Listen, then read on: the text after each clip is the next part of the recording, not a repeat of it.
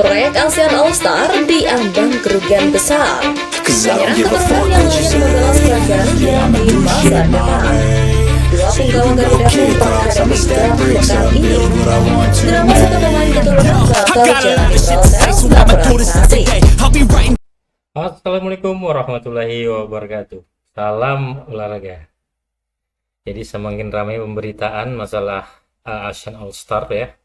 Kemungkinan tidak diperkuat oleh pemain-pemain terbaik Asia Tenggara ya, mungkin dengan alasan seperti Indonesia dalam waktu dekat akan kembali menjamu untuk melanjutkan kualifikasi Piala Dunia, menjamu Cina di GBK, dan jarak pertandingan itu sangat dekat sekali ya, kemungkinan tidak akan mengirimkan pemain-pemain terbaiknya seperti yang diminta oleh dari ASEAN All Star ya, seperti Jai Isis dan pemain-pemain yang lain ya, dan sudah dipastikan Indonesia akan mengirim dua punggawa ya, Asnawi Mangku Alam dan Ferrari, dan begitu juga pemain bintang dari Thailand juga tidak mengirimkan dengan alasan tidak diberikan oleh klub ya.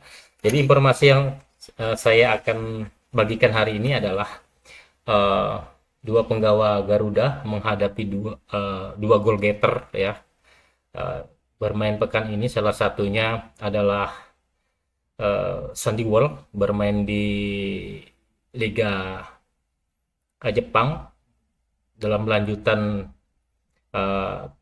Piala Asia antar klub ya, yang berlangsung di Jeddah, Arab Saudi. Mungkin Sandy Wall akan menghadapin juara dari Liga Arab Saudi yaitu Al Nassr.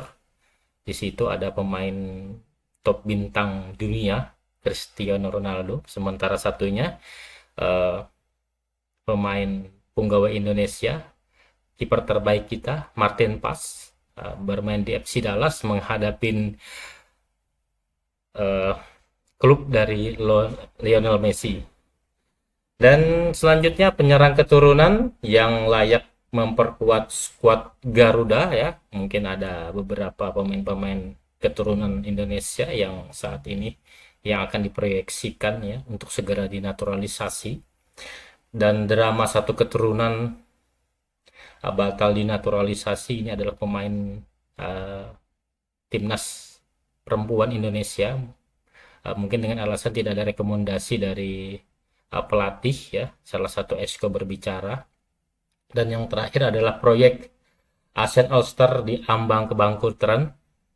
Karena kenapa dianggap diambang kebangkrutan? Karena banyak pemain-pemain bintang dari Asia Tenggara itu tidak dikirimkan, tidak akan memperkuat ASEAN All Star dengan salah satu sementara supporter terbanyak adalah salah satu dari Indonesia gitu ya. Mungkin itu saja informasi yang akan saya sajikan. Coba kita saksikan bersama. Dua penggawa timnas Indonesia dipastikan akan berhadapan dengan pemain bintang dunia seperti Lionel Messi dan Ronaldo, atau yang biasa dikenal dengan greatest of all time. Seperti diketahui, pekan ini ada pertandingan sengit di kawasan Asia. Ada 8 tim yang akan bertarung di babak perempat final AFC Asian Champions League Elite 2024-2025. Namun, hanya ada satu laga yang paling menarik bagi para pecinta sepak bola Indonesia. Pertarungan antara Yokohama F. Marinos melawan Al Nassr menjadi perbincangan warganet lokal beberapa waktu belakangan ini. Hal itu dikarenakan ada satu pemain timnas Indonesia, yakni Sandy Wall, akan berhadapan dengan mega bintang dunia, yakni Ronaldo. Laga tersebut akan berlangsung di Prince Abdullah Al Faisal Sport City Stadium Jeddah. Di belahan dunia lainnya, tepatnya di Amerika Serikat, Martin Paes juga memiliki kesempatan yang sama. Pada pekan ini, FC Dallas akan berhadapan dengan Inter Miami dalam laga lanjutan MLS. Martin Paes yang baru saja menjalani laga ke-100 bersama FC Dallas akan menghadapi Lionel Messi di Cal Stadium Miami. Namun, ini bukan kali pertama bagi Paes berhadapan dengan Messi. Ia juga sudah pernah bertarung melawan La Pulga pada musim sebelumnya. Tak hanya itu, ada beberapa bintang dunia lain seperti Jordi Alba, Sergio Busquets, dan Luis Suarez yang akan dihadapi Paes. 1. Bjorn Menzo.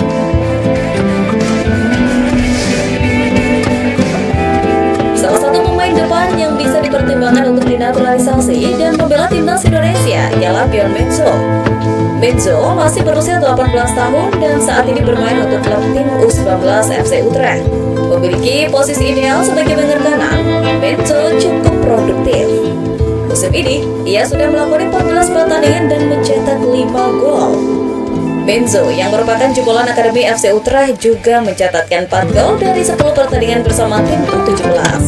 Dari gaya bermain, Benzo memiliki gaya bermain yang mirip dengan Oli Romney. Garis keturunan Indonesia yang dimiliki Benzo sendiri disebut berasal dari sang ibu yang memang kelahiran Indonesia.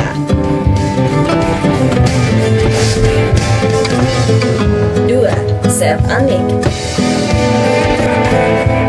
Ia memiliki keturunan Indonesia dari kakeknya yang berasal dari Semarang. Pemain berusia 17 tahun ini bermain untuk klub PSIS Zwolle U19. Junior Eleanor Rangers itu terbilang cukup produktif untuk pemain seusianya.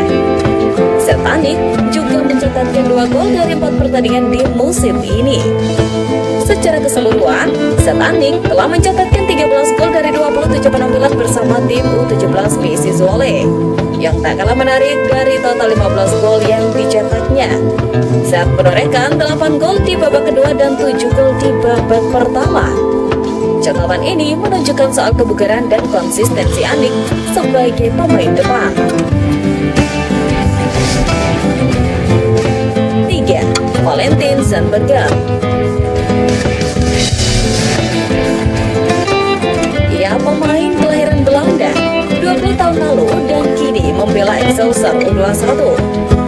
Sebagai pemain yang biasa ditempatkan sebagai striker tunggal dan winger kiri, Zandbergen sudah mengoleksi 2 gol dari 4 pertandingan. Posisi ideal Zandbergen ialah winger kiri. Di posisi itu, Zandbergen telah menorehkan 7 gol dari 18 pertandingan. Sementara jika ia ditempatkan sebagai winger kanan, ex-pemain Sparta Rotterdam itu menorehkan 1 gol dari 4 pertandingan. Kabar mengejutkan dari Zena De Jong yang mengaku batal membela timnas wanita Indonesia. Kabar itu dibagikan De Jong melalui sebuah tulisan yang diunggah pada akun Instagram pribadinya. Berawal dari banyak pertanyaan mengenai langkah selanjutnya soal membela timnas wanita Indonesia, Zena De Jong merasa sudah waktunya buka suara perihal apa yang sedang terjadi pada dirinya. Bukan tanpa alasan mengapa Zena De Jong memutuskan untuk tidak lagi bermain membela timnas wanita Indonesia.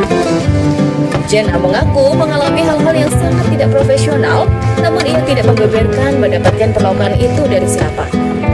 Karena itulah, keputusan untuk batal membela timnas wanita Indonesia sudah dipikirkan dengan matang. Zena mengaku sangat sedih dengan keputusan itu, tetapi ia tetap akan terus memperjuangkan keadilan. Menanggapi hal tersebut, PSSI melalui anggota Exco, Arya Sinulinga, memberikan respon tentang apa yang sebenarnya terjadi. Arya menegaskan bahwa sang pemain memang tidak mendapat rekomendasi dari pelatih untuk dinaturalisasi. Hal itulah yang dianggap membuat Zena De Jong terlihat kecewa hingga mengatakan dirinya mengalami sejumlah pengalaman yang sangat tidak profesional. Jadi saya cek ternyata ini bermula dari permasalahan pemain-pemain yang mau diproses naturalisasi. Namanya Zena gak masuk, dan setelah kita cekkan pemain-pemain ini, intinya kalau kita proses harus ada rekomendasi pelatih. Ketika tidak ada rekomendasi dari pelatih, ya tidak bisa kita proses. Ujar Arya Sinulinga pada video unggahannya di Instagram. Lebih dari itu, Arya Sinulinga memastikan bahwa PSSI memiliki prinsip dalam melakukan proses naturalisasi pemain. Rekomendasi pelatih menjadi salah satu syarat utama yang menjadi pertimbangan apakah pemain layak atau tidak dinaturalisasi untuk memperkuat timnas Indonesia. Rencana besar Induk Sepak Bola Asia Tenggara (AFF) untuk membentuk tim ASEAN All Star tampaknya tak semulus yang dibayangkan sebelumnya. Semula, pembentukan tim ASEAN All Star yang diproyeksikan untuk menyambut lawatan tim tradisional Liga Premier Inggris Manchester United direncanakan untuk menggabungkan para talenta sepak bola terbaik yang berada di kawasan Asia Tenggara. Namun, pada kenyataannya, proyek mercusuar Federasi Sepak Bola ASEAN tersebut justru tak mendapatkan dukungan yang masif. Dari 17 nama yang saat ini sudah terpublikasikan ke khalayak, negara-negara yang menjadi kekuatan utama persepak bolaan kawasan seperti Indonesia dan Thailand tak mengirimkan amunisi terbaiknya untuk bergabung di skuad yang dibesut oleh Kim Sang-sik tersebut. nama-nama tenar dari Indonesia yang mentas di persepak bolaan Eropa atau pemain bintang dari Thailand sekelas Chanatip Songkrasin tak ada dalam daftar 17 nama yang telah dirilis.